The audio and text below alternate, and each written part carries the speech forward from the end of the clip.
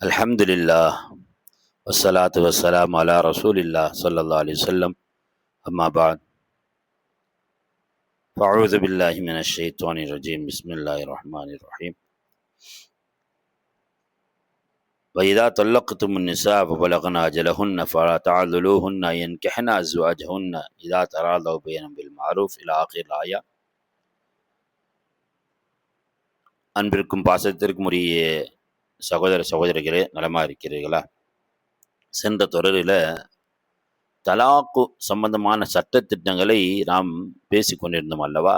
அல்ஹம்துலில்லாஹ், நீங்கள் அதனை விளங்கியிருப்பீர்கள், அதனுடைய சட்ட சிக்கலை நீங்கள் தெரிந்திருப்பீர்கள். அது தொடரை நாம் பார்க்க போகிறோம். அதில் நான் சொன்னது போல ஒரே சமயத்தில் 3 முறை தலாக் தலாக் தலாக் என்று சொல்வது குர்ஆனுக்கும் இஸ்லாத்திற்கும் அப்பாற்பட்ட ஒரு செயல். நாம் முதல் நன்கு விளங்கி கொள்ள வேண்டும். ஆனாலும் கூட ஒருவர் என்ன செய்கிறார்?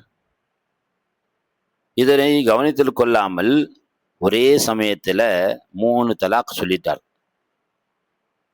இது மார்க்கும் முத்தலாக் என்பதை உலமாக்கள் சொல்லுவார்கள், முத்தலாக் விட்டுட்டாருன்னு சொல்லி.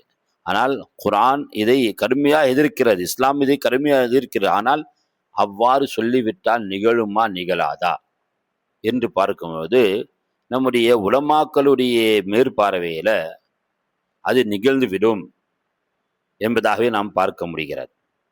சில பிரிவுகள் அவர்கள் சொல்லக்கூடிய கருத்தில் அவர்கள் சொல்லுவார்கள், இல்லை, அது ஒரு தலாக்காகத்தான் நிகழும்.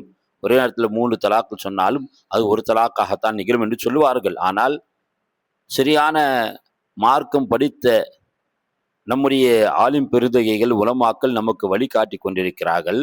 அந்த உலமாக்கள் அவர்களுடைய நடைமுறைகள் நாம் பின்பற்றுவதே நம்முடைய மார்க்கத்திலே நாம் உறுதியாக இருப்பதற்கு மிகப்பெரிய சான்று.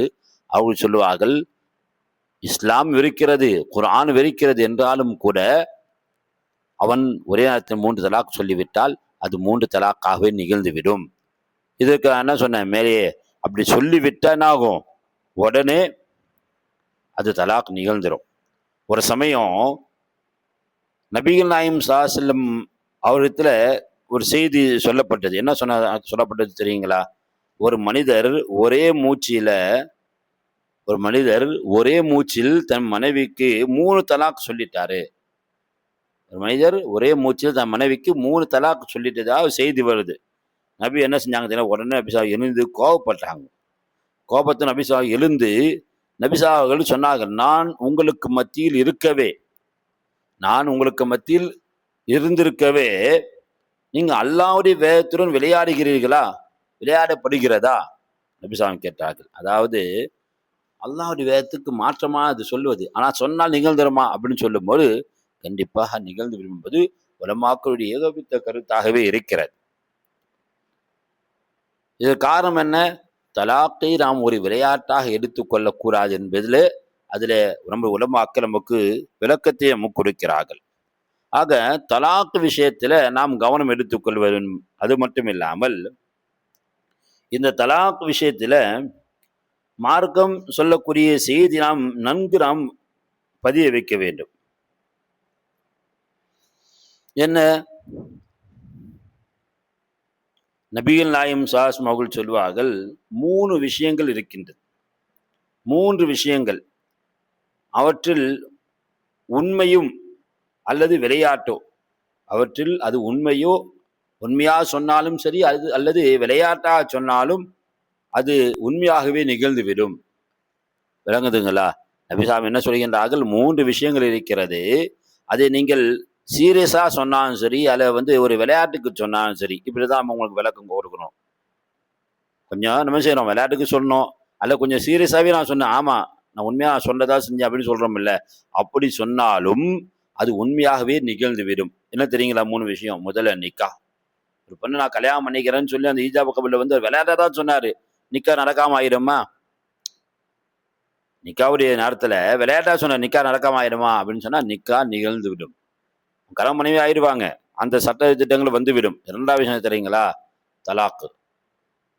நான் மனைவியை நான் சும்மா விளையாட தாங்க சொன்னேன், கிண்டலுக்கு தாங்க சொன்னேன், கேலிக்கு தாங்க சொன்னேன், இன்னைக்கு இது போன்ற நடவடிக்கைகள் பல இடத்தில் பரவலாகவே இப்போ பார்க்கப்படுகிறது அல்லவா?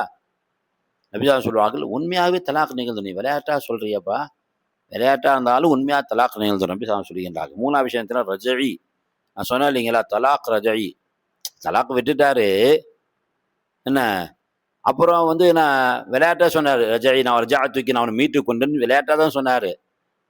கணவன் மனைவி பந்தம் வந்துடும். ஆனால் இப்போ சொல்கிறேன், இல்லை இல்லை நான் வந்து சும்மா விளையாட்டை தான் வந்து என் மனைவி நான் மீட்டேன்னு சொன்னா, உண்மையிலே அவளை வந்து தலாக்கு தான் விட்டுன்னு சொன்னால் கூட மார்க்கம் சொல்லும், நீ என்ன விளையாட்டா நீ வந்து அவளை மீட்டு கொண்டாலும் மீட்டு கொண்டதாக தான் ஆகும், அவள் மனைவியே ஆகிடுவா. அப்போ 3 விஷயங்களை நபிசாம் குறிப்பிட்டு, நிக்கா, தலாக், அதே போன்று ரஜாய், இந்த 3 காரியங்களும் நீ விளையாட்டாக சொன்னாலும் சரி, அது உண்மையாக சொன்னாலும் சரி, அது உண்மையாகவே நிகழ்ந்து விடும் என்பதை நபிகள் நாயகம் ஸல்லல்லாஹு அவர்கள் சொல்கின்றார்கள். எனவேதான் தலாக் என்பது எவ்வளவு ஒரு நாசுக்கான ஒரு விஷயம். அது நம்ம விளையாட்டாகவே வேடிக்கைக்கே நம்ம பயன்படுத்தக்கூடாது, விளையாட்டாகவோ வேடிக்கையாகவோ செய்யக்கூடாது, அதை நம்ம பயன்படுத்தக்கூடாது என்பதை நாம் நினைவில் வச்சு கொள்ளணும். விளையாட்டுக்காக பயன்படுத்துவதற்கு அது தடை செய்யப்பட்டிருக்கு. நபிசாம் சொல்லுவாங்க ஒரு ஹதீஸில், நிக்கா செய்யுங்க, நீங்கள் திருமணம் செய்து கொள்ளுங்கள், தலாக் சொல்லாதீர்கள். நபிசாம் சொல்கின்றார்கள், நிக்கா செய்து கொள்ளுங்கள், தலாக் சொல்லாதீர்கள்.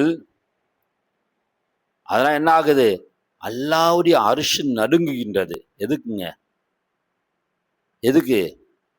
தலாக் சொல்லுவதுக்கு அல்லாஹ்வுடைய அர்ஷ் நடுங்குது என்பதை நபிசாம் சொல்கின்றார்கள்.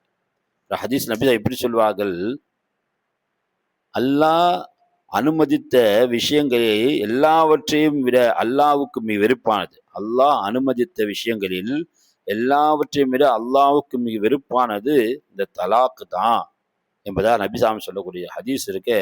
அபூதாவுத் ஷரீஃபில் பதிவு செய்யப்பட்டிருக்கு. அல்லாஹ் அனுமதித்த விஷயங்களில் எல்லாவற்றும் அல்லாஹ்வுக்கு மிக வெறுப்பானது எது? தலாக். அல்லாஹ் அனுமதி கொடுத்துருக்கிறான், வெறுப்பானது இது தலாக் என்று நபிசாமி சொல்லுவார்கள்.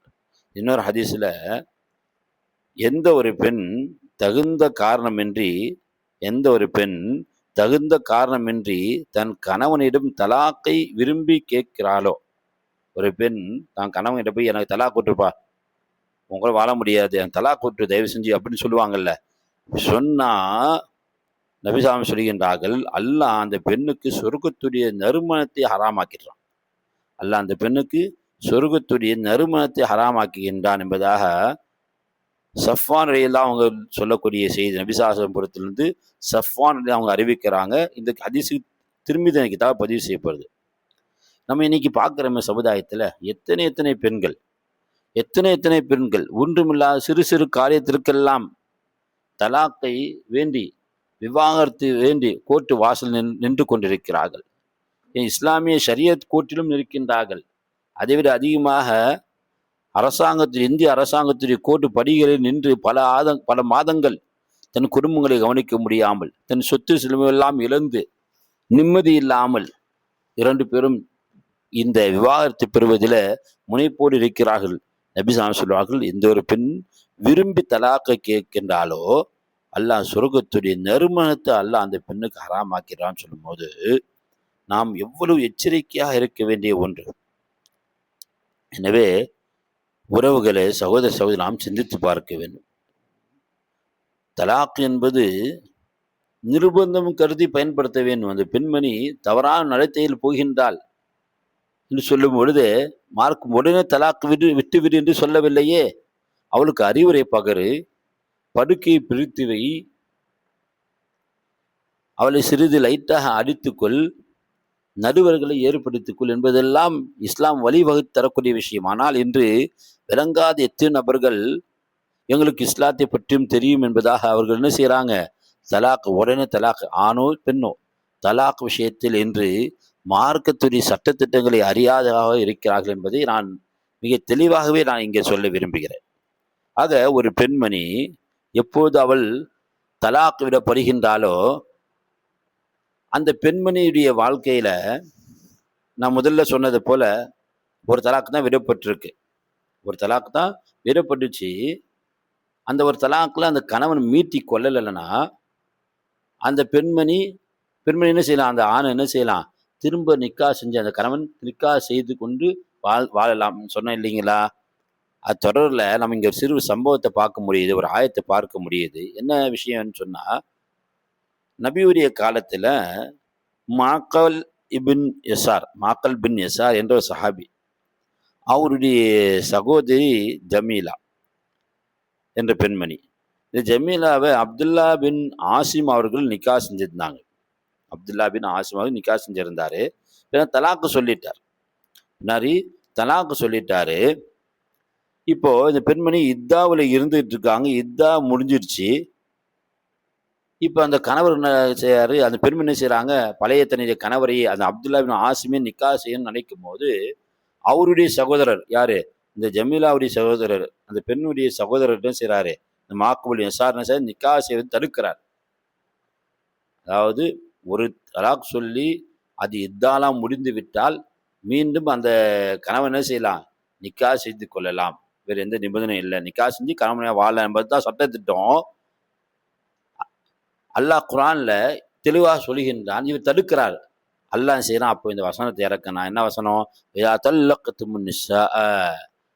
பெண்களை நீங்கள் தலாக்கு விட்டு விட்டால் ஃபபலக்ன அஜலஹுன்ன, அந்த பெண்கள் அந்த தவணையை அடைந்து விட்டால், அதாவது இத்தாவை முடித்து விட்டால், ஃபலா தஅதுலுஹுன்ன யன்கிஹ்ன அஸ்வாஜஹுன்ன இதா தராலவ் பைனஹும் பில் மஅரூஃப். அவங்க இருவருக்கு மத்தியில அவர்கள் சுமூகமாக ஒரு உறவு ஏற்பட்டு அவர்கள் நல்லபடியாக அவர்கள் நிக்கா பந்தத்திற்குள் நுழைவதாக இருந்தால் நீங்கள் அதை தடுக்காதீர்கள். அல்லாஹ் சொல்லிட்டான்.